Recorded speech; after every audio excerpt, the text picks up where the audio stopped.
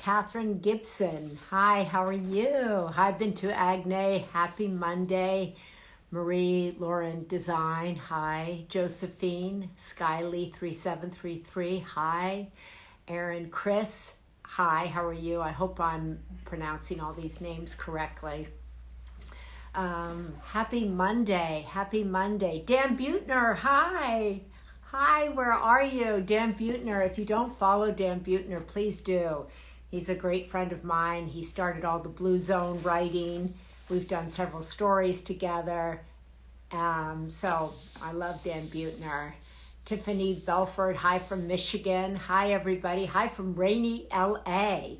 Well, actually, right now it stopped, but it poured rain this morning. I loved it. I love getting up super early and it's pouring rain. It's cozy. It's just a whole different thing for LA. So I want to thank everybody for joining us today. I'm super, super excited to be talking about boundaries. Nedra Glover Tawwab. Nedra is a genius. She's really wise, really good. And this book, Set Boundaries, Find Peace, A Guide to Reclaiming Yourself. So I talk a lot about living a meaningful life. And I was raised to believe that a meaningful life came if you just gave all the time. You gave to different organizations, you gave to whoever needed your help, and that kind of leaves people pretty depleted. No one ever spoke to me about boundaries growing up. I actually never even heard the word, I have to say, till about kind of maybe 15 years ago. And someone started a conversation with me about boundaries, and I was like, boundaries? What are those? What are they? And so big Irish Catholic families, they didn't talk a lot about boundaries. Probably big Italian families, big families in general probably didn't talk a lot about boundaries, even though they should. Should have then, should now.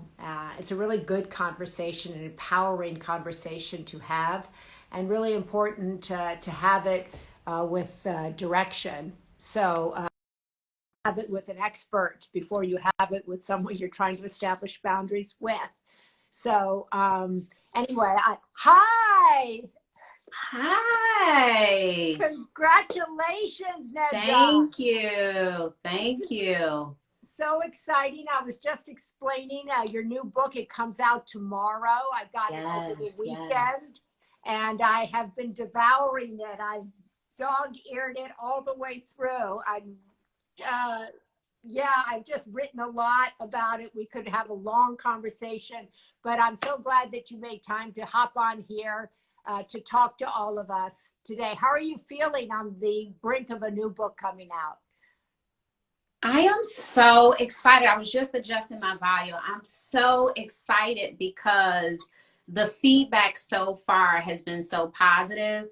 And I was listening to you share your story about not knowing about boundaries, which I think is so common among everyone, because we learn actually not to have boundaries. Like you're doing this really bad thing for setting an expectation with people. So to be in the space to help people learn more about the importance of having boundaries, it's so exciting. So I can't wait for everybody to be able to get it.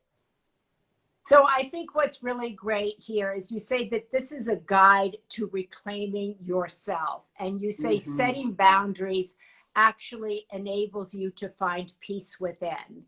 And so can you explain that? Because most people think peace within comes from spiritual practice. It comes from meditation. It comes from me managing my anxiety. So why does setting boundaries lead you to finding inner peace? Yeah, so I would say that boundaries are a spiritual practice, because it is a way that you care for and nurture yourself. And the reclaiming yourself piece is really, I think we all have boundaries.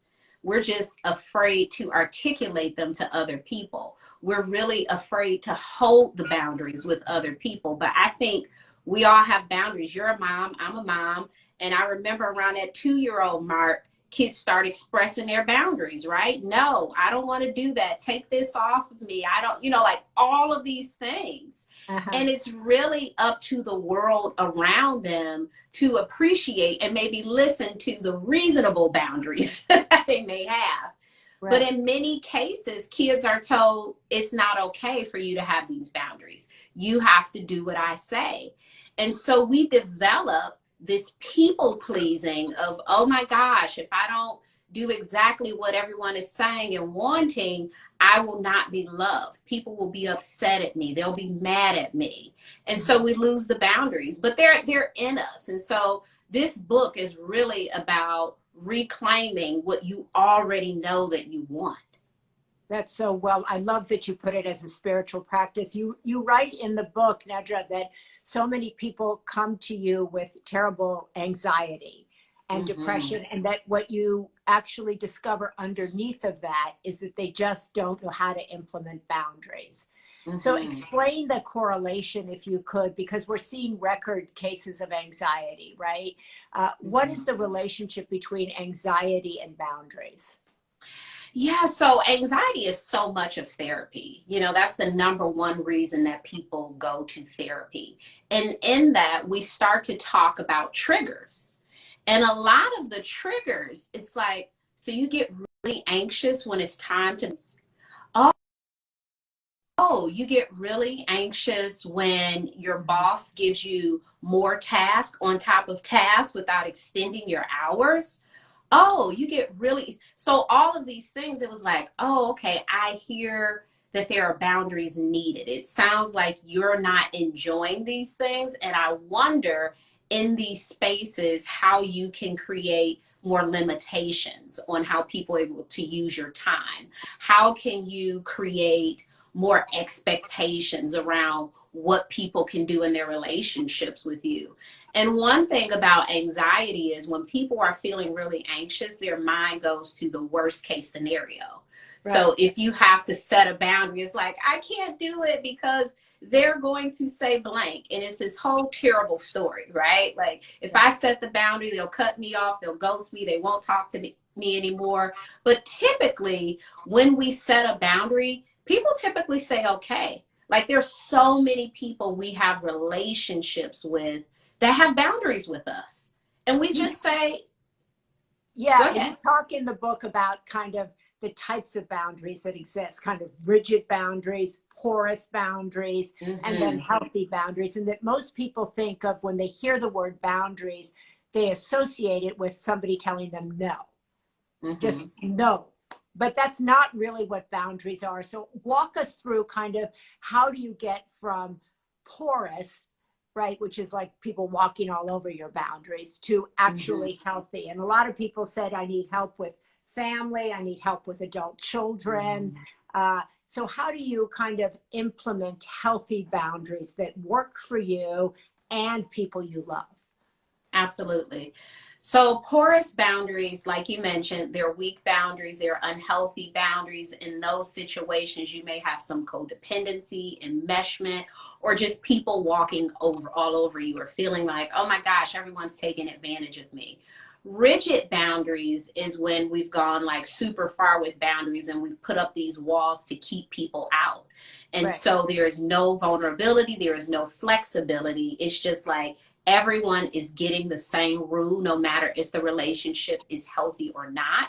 And it's really a way that people can see it as, I'm protecting myself. People can't, I won't let them violate a boundary. But, in different relationships, different boundaries are needed. And so holding everybody to the same standard of boundaries can sometimes create some unhealthy situations.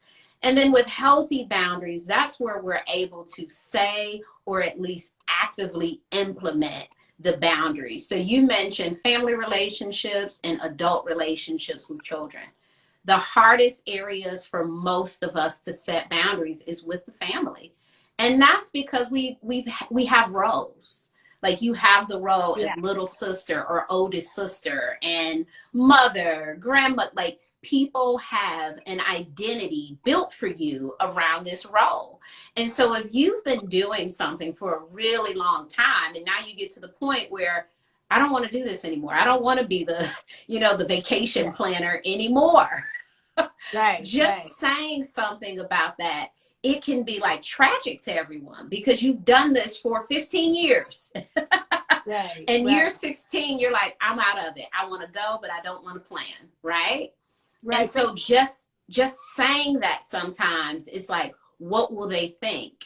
And it is challenging to renegotiate that. But after the really hard time of setting it this time, you don't have to do it anymore. You just have to enforce it. So for the next vacation, you can say, well, I mentioned last time that I'm no longer doing vacations. What's another way for us to get this planned? Do we need a planner? Does somebody else want to take over? So after you do the boundary, is really about upholding the boundary after that point.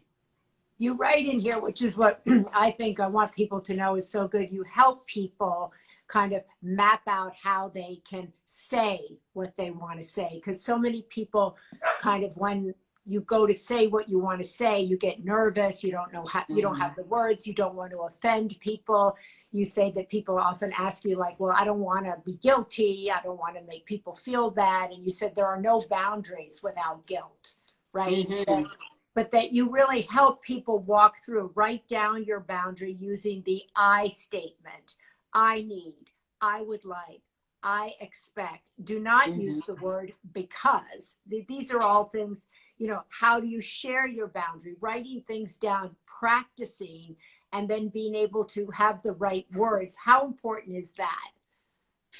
So sometimes when we're setting a boundary, we will say it so much and we say so much instead of just having one sentence. We have a 4-page letter about what the boundary is, and at the end of it we are talked out of the boundary because we've given so much information and backstory, and really the boundary is the solution. So it's, I need blank. This is the solution to the issue that I'm having. It's not the problem. So as you're setting a boundary or placing a boundary with someone, you don't want to give a whole bunch of information, especially if you're not already practiced in setting boundaries, because people can talk you out of it because you're like, oh my gosh, I don't know what to say. And so then you say it and it's like, oh, wow. So you don't sound secure in this because you said, I need you to do this because it would make me feel this. And sometimes when we've said all of this stuff, when really what we need is, when I share an issue with you, please don't give me any feedback. Just listen. I love it here you said, because as I said, many people think, oh, boundaries are like, you can't come in here anymore. You can't do that. It's a forceful negative thing. But you have a suggestion in here where you say, I care so much about this relationship. I want to implement some guidelines, some boundaries around how we can make it better. I hadn't heard that before. And I thought that that was such a kind of positive way of framing something that for a lot of people is negative. Yeah, I think previously boundaries has been labeled as telling people no, shutting them out. And it is saying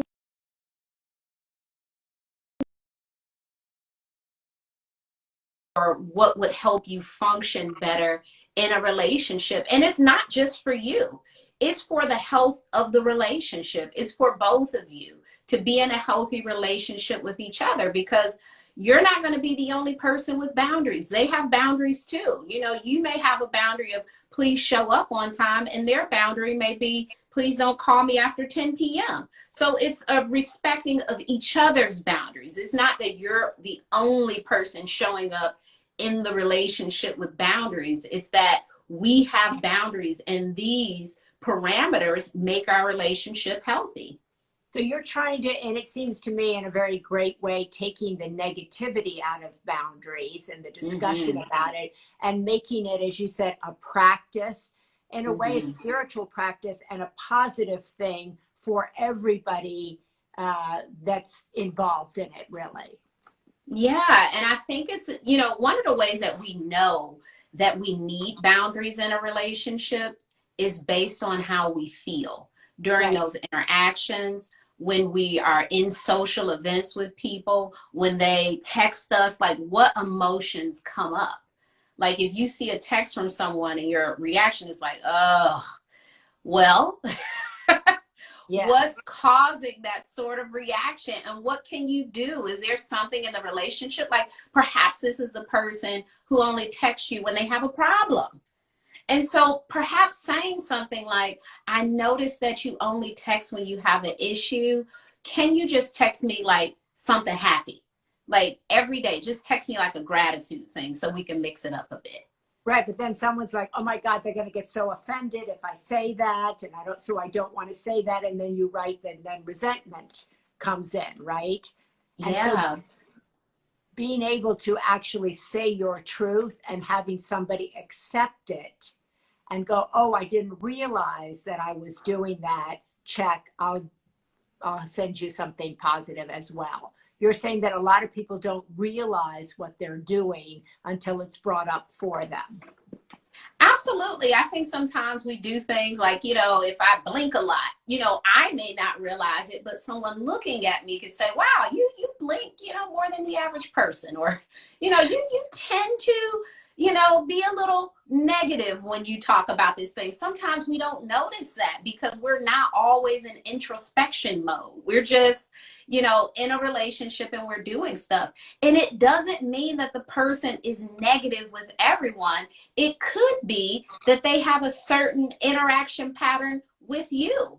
And so just asking them to mix that up a bit can bring in some of those things that you really want to see in a relationship. So it's important to let people know, like, I love you so much and I do want to talk to you. That's why this thing is coming up. I want to talk to you and I want to feel excited when I see your phone call. I don't want to be upset by that. So, if we could just shift gears a bit in our dialogue together, I think it would be really helpful.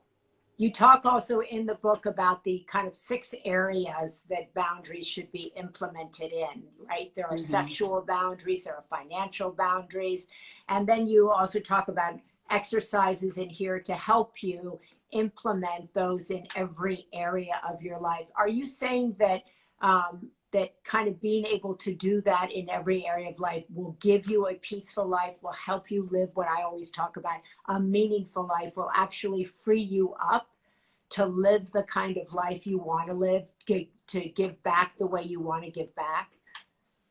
Absolutely. Think of boundaries as structure.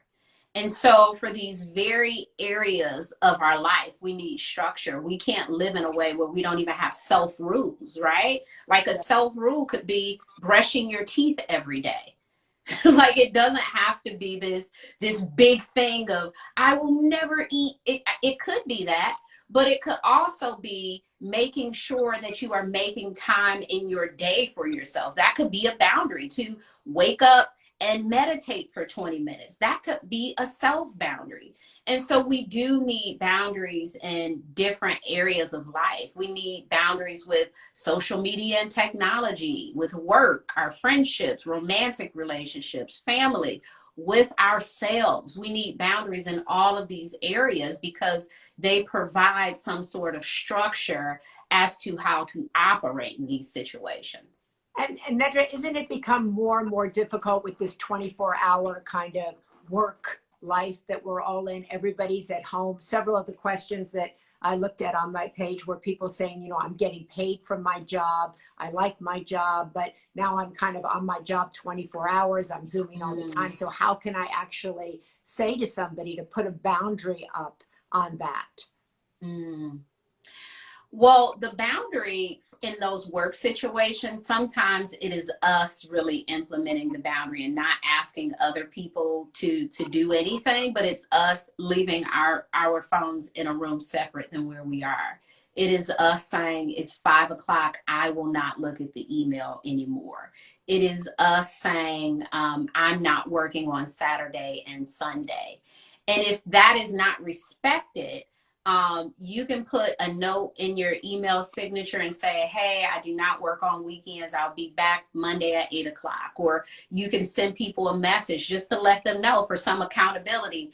I am trying to establish more of a break between work and home. And so these are the things that I'll be doing in order to be more efficient in both places, because what we know is, you know, scientifically, multitasking is not the best thing for us to do. Like, we waste a lot of time, like watching TV and working and, you know, like all of these things. It's better to hone in on one thing and just to do that thing for some time and then do the other things. And so the work-life blend, depending on, you know, where you are in life, it could work.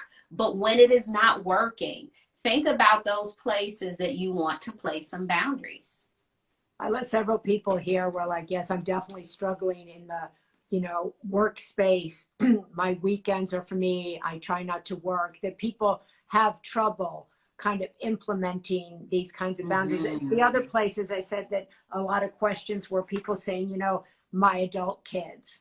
I'm struggling to implement boundaries with adult kids. They ask me for money. They want to go here. They want to do this. They want to do that. How do you suggest implementing boundaries with adult kids? Treating them as adults, because they are, the first part of that word is adult. And when you say kid, it makes me think of a kid. Right. And so you have adult children, right? Right. And so you have to allow them to be adults and place boundaries. You know, maybe there are times where you can, you know, give them like some bonus money or something like that, but you can set the parameters for that and say, you know, on Christmas, we will give you a large lump of sum of money, and this is it for the year. Or when you need help with your cell phone, we will not be helping you anymore every month. If there is an issue with your rent, I want you to utilize every resource before you come to me.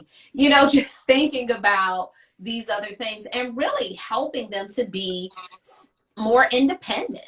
And that may start with saying, hey, I noticed for 2 months in a row, you've come to me to ask me for help with rent. Have you thought about a part-time job?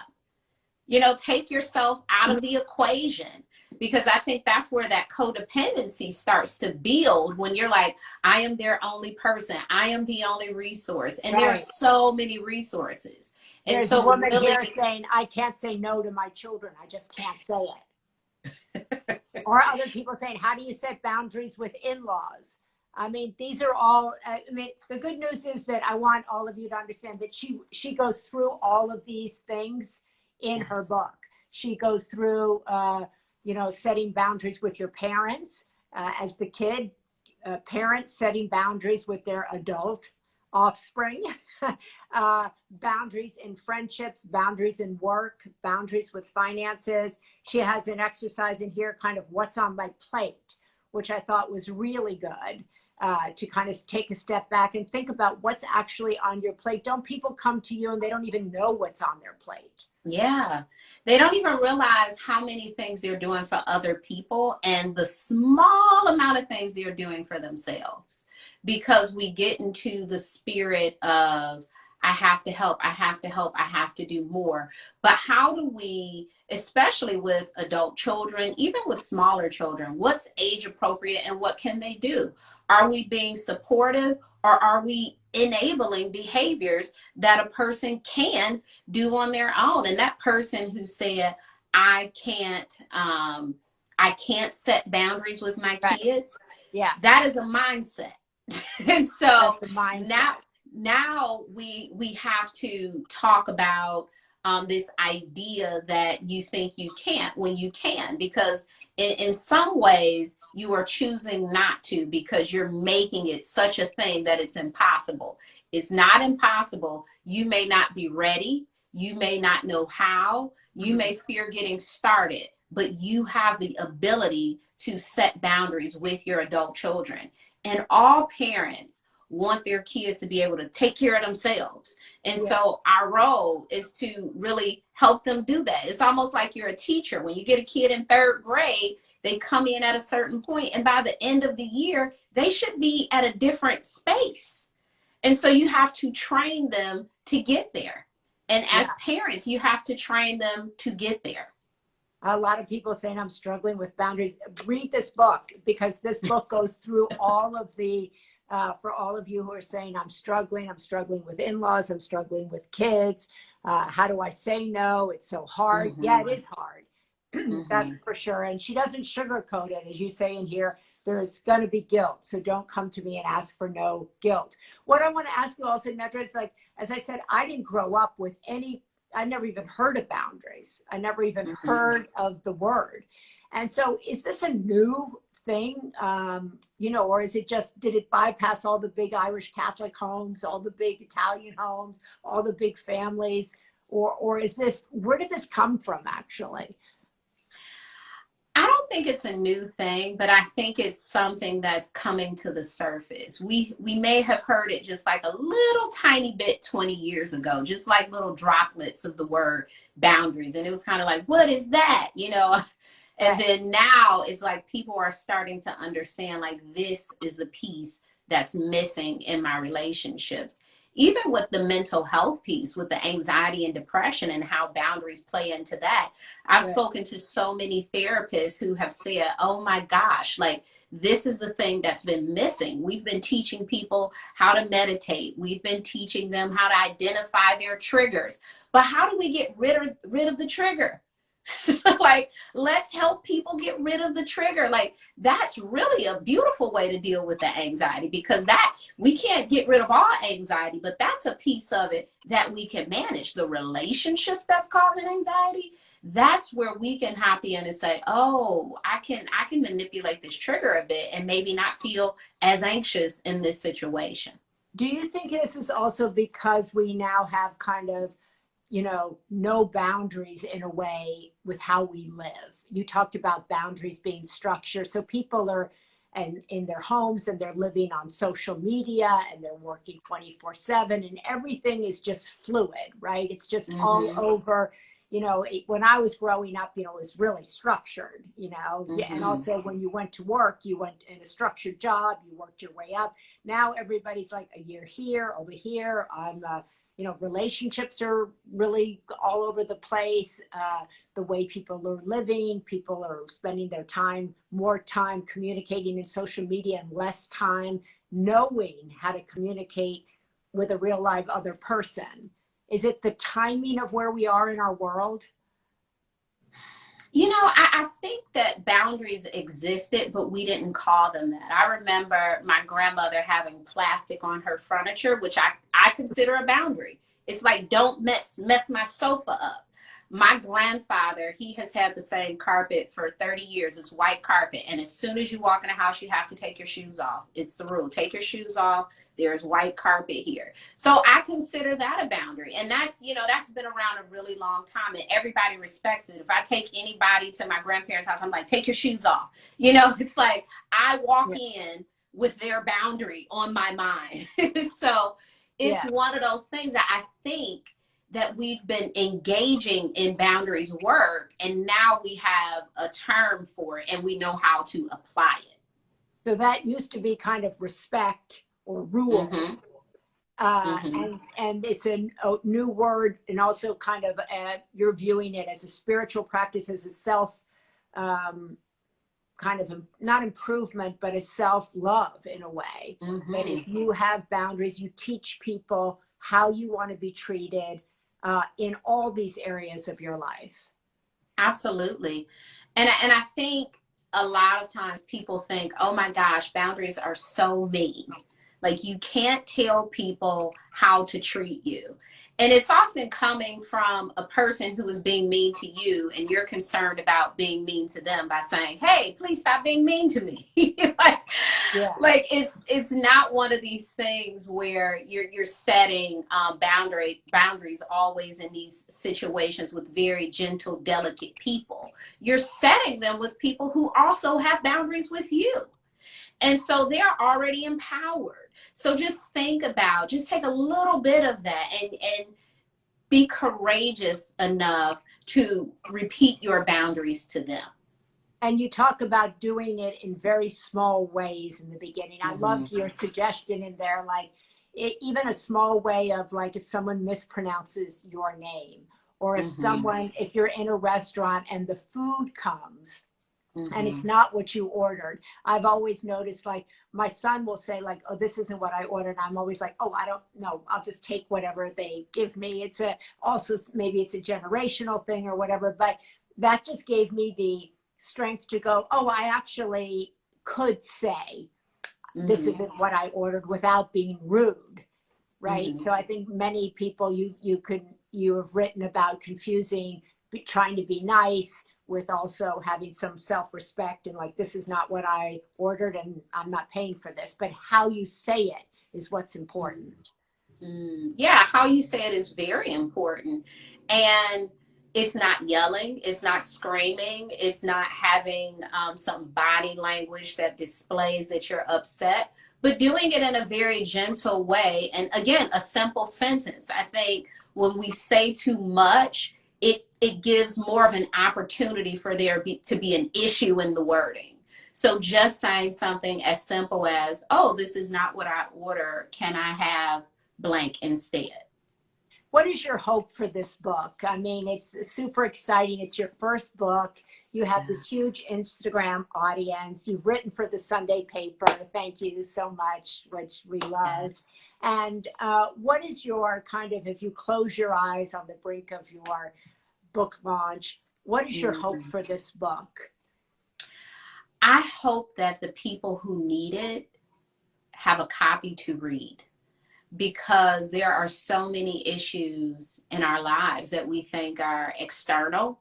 And I wonder if we had the internal compass to really own and implement some of these boundaries, would we feel better? I think we would. I think we would. In my years of being a therapist, this is my 14th year.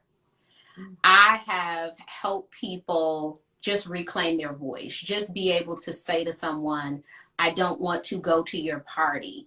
And seeing like literally a physical difference from them empowering themselves to say, I don't want to go to the party. Like, that seems like such a simple thing, but we commit to so many things we don't want to do. Yeah. And it causes so many internal issues because we're unable to voice this. And so understanding that you can speak up, it's okay, and it's reasonable, it's just such an empowering process. And so for this book, I hope that people read it and they feel a bit more empowered to set boundaries. And I want it to be something that you come back to, Yeah. because it's a practice. It's a lifelong practice to set boundaries. It's not something that you do today and you're done. I was on a podcast last week and they said, how did you get so good at setting boundaries? Like, you have no more boundaries. I'm like, I actually set a boundary today. Like, I Yeah. set a boundary with someone today. So it's not that you get to this space is no more boundaries. As we shift, so will the boundaries. In the pandemic, we've had to have new boundaries. Right. We have Right. to have new boundaries while working from home. So as things shift, our boundaries will shift and we'll have to continue to implement them. And this is beautiful because I think this is coming at such a perfect time, because I talk to so many people who are anxious, nervous, unsure about how to re-enter, or if they want to re-enter, how to restructure their lives Mm-hmm. post-pandemic. Mm-hmm. Um, do they need to? Do they need to go to the office? How do they say that? How do they take parts of the pandemic that worked for them and then meld their lives back in? But ultimately, I think what you're really saying is that people have to speak their truth. Tell people. You talk a lot in here about people can't mind read how you want to be treated or what you're thinking. So giving voice to your voice. Mm-hmm. Yeah, especially I'm happy you brought up the pandemic, because that's an interesting place to be, where we can now say, you know, I've been working from home for a year and I would prefer to continue to do that in whatever capacity possible. So if it's 4 days a week, that is now my preference because I realize I'm super productive being at home or whatever it is, or I just prefer not leaving my home. So being able to say that, the more that we speak about that, I think the better it will be, because that's probably what a lot of folks are thinking, or at least a lot of people in your office, on your team. If we're feeling a way about these things, it's okay to voice them. And sometimes people may disagree with your boundary. I mean, you could say that to someone and they say, no, you're mandated to come, but at least you tried. At least. Yeah, that's beautifully said, because there are people on both sides, as you said, of the boundary. So you may be saying to your boss, I don't want to come, and the boss is like, I need you. But then that's what's called a conversation. Mm-hmm. Mm-hmm. Right? Yeah. Yeah, you start the conversation. And then learning, I love what you say about learning to look at this as a practice, learning to look at your life, learning how to check your tone, but also look at this as a way of empowering your voice. We talk a lot about this is how you want to live, this is how you want to be treated, and that evolves and changes as you do, correct? Absolutely. I think my boundaries before becoming a parent are different than my boundaries when I became a parent. One thing I noticed was, I didn't have as much time as I used to. And so after I became a parent, because I don't know when my kids are going to wake up. So like, I have to go to bed. So my boundaries shifted. And I think the people in my life, they have to understand that, I'm showing up in a different way because this is what's required right now of me. And it may change, as things progress. I may, stay up later. I don't know, but I'm entitled to change in whatever ways that I need to. And especially if those ways do not harm other people. No one is being harmed in the process of me setting this boundary, right? There's Avery here saying, I'm an adult. How do I set boundaries with my mother? There were a lot of those questions also on my Instagram, where they were about adult kids, they were about working from home, and they were from adult people about their parents, about their mothers, calling them and treating them like kids. Her answers are in this book, but let's Yes. So one of the things that parents will do, as long as you act like a kid, they'll treat you like a kid. And so in relationships with family, you have to reestablish the role. If you're an adult, allow yourself to be an adult with your parents. So even if they say, I'll wash your clothes for you, no, I will do it. Like, whatever those behaviors are that's making them treat you like a child, you have to establish yourself as an adult. And sometimes we just fall right into the role of being, little 16-year-old Nedra when you see your parents, and it's like, no, you're an adult. This is your house. These are your kids, and you have to own it as such, particularly when you want someone to treat you a certain way.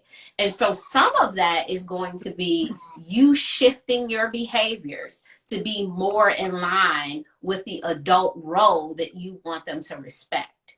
So I want to thank, because I know you're super busy and people are asking me all these questions. I want to just reiterate, Nedra answers all of these questions that you're asking me in this book. And the book is available pre-order. It comes out tomorrow. A lot of people on here saying, I can't implement boundaries with my in-laws. I can't do it with my mother or my father because they live alone and they are my mother or my father. I can't. And I think what she has said here, and she says in the book, that's a mindset. That's the can't mindset. The shoulda, woulda, coulda, can't mindset is something that's within our power. It's within our control. And it's not, I think, as she has said throughout, it's not about saying, I will never help you. I will never call you. I will never do these things. But it's about having some guidelines. So sometimes you can give more. So sometimes you can do better. It's providing structure and helping you so that you don't resent your mother, your father, or all of these things. The book title is Set Boundaries. Yes, thank you. People asking, I have it upside down. Set Boundaries, Find Peace, A Guide to Reclaiming Yourself. And there are ways to set boundaries in a loving way, not in a harsh cutoff way, kind of, although you do say sometimes that's also necessary, but that you can do this in a way where you feel good and it improves your relationships. Mm-hmm. Yeah. Right. Well, thank you so much. Thank you, Nedra. Thank you so much. I know you have boundaries. You have work to do. You have things. So I want to thank you. Wish you good luck with the book. It's going to be wonderful. It's going to be a big success. And most important, I think it's going to really help people. Thank you. Thank you. That's my hope. There you go. Mine too. So we're aligned. Thank you so much. And we're going to put this up in the midweek in the Sunday paper on Wednesday to help people think about this, initiate this conversation with your adult offspring, with your young children, with your friends, with your coworkers. A lot of really great material in here. So thank you, Nedra. Go do whatever you have to do. Bye. Bye-bye. Bye-bye. I'm going to.